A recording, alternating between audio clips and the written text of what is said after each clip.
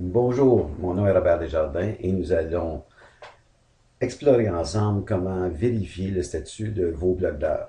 En fait, c'est une opération relativement simple. La première étape est vous vous rendez sur le site de Viglob qui est www.viglob.com. Lorsque vous allez arriver sur le site, en fait, c'est l'écran qu'on voit présentement, vous cliquez sur Accès client. Le système va automatiquement vous demander de vous identifier. Donc, on rentre notre code d'utilisateur. En fait, c'est normalement le code d'utilisateur, c'est le courriel et votre mot de passe. Si jamais vous avez oublié votre mot de passe, vous pouvez cliquer sur le bouton qui est ici, puis le système va vous retourner par courriel votre mot de passe. Si jamais vous n'avez pas de compte, vous pouvez créer un nouveau compte ou vous pouvez tout simplement contacter notre service à la clientèle chez Viglob.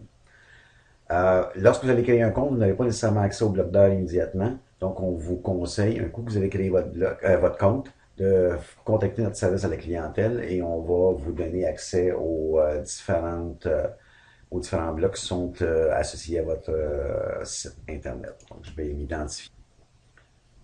Je me retrouve donc sur une première écran où si vous avez plusieurs sites qui sont sous notre responsabilité, vous allez voir la liste des différents sites. À ce moment-là, on peut cliquer sur le site qui nous intéresse et on va avoir accès au bloc d'heures. Si vous n'avez aucun seul site, le système va automatiquement vous présenter le bloc d'heures. Le système donc vous présente le bloc d'heures qui est disponible.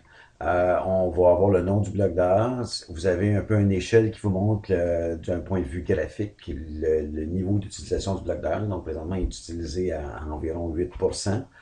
On a le nombre d'heures qui reste, donc 22h55 minutes, puis on a utilisé 25 heures. La date aussi d'échéance du bloc qui se termine dans ce cas ici le 31 juillet 2013. Si on veut voir le détail de l'utilisation de notre bloc, on clique sur Voir le détail et automatiquement le système nous emmène la liste de toutes les demandes qui ont été ouvertes relatives à ce bloc-là.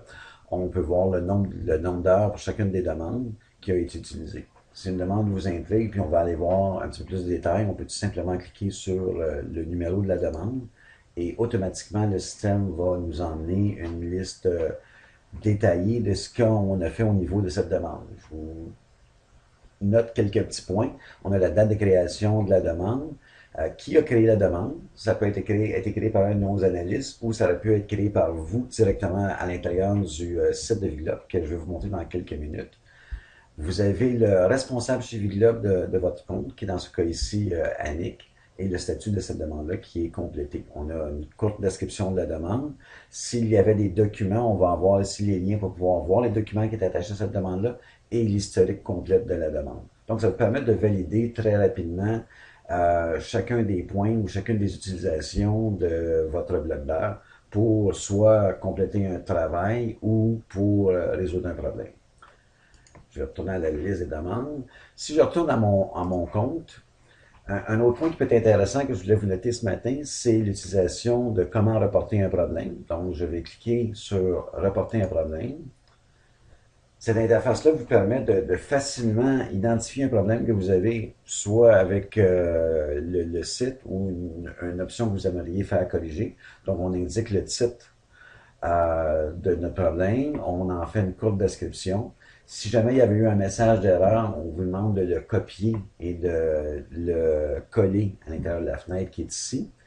Si c'est une page en particulier qui pose un problème pour nous sauver du temps, si vous pouvez copier l'adresse de cette page-là, vous pouvez nous donner un peu des bases si vous utilisez Windows 7, quel type d'Internet Explorer vous utilisiez, est-ce que vous utilisiez Chrome ou autre explorateur. À quel endroit le problème se trouve sur le site Internet, dans l'administration, dans le développement, dans le site de développement et de production.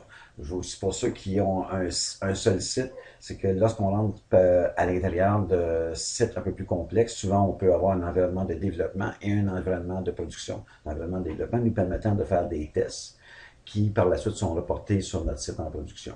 Si vous aviez des fichiers que vous voulez nous faire parvenir aussi en même temps, vous pouvez tout simplement les retrouver sur votre fichier et soumettre dedans.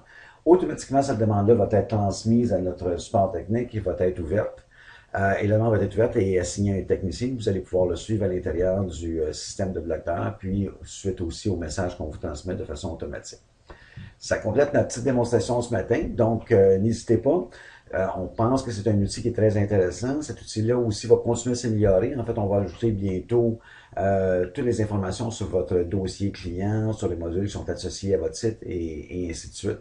Si vous avez besoin d'aide, encore une fois, n'hésitez pas à contacter notre soutien technique. On est là pour ça et on va vous guider et vous assurer que vous avez une expérience agréable. Sur ça, je vous souhaite une bonne journée et merci de votre attention.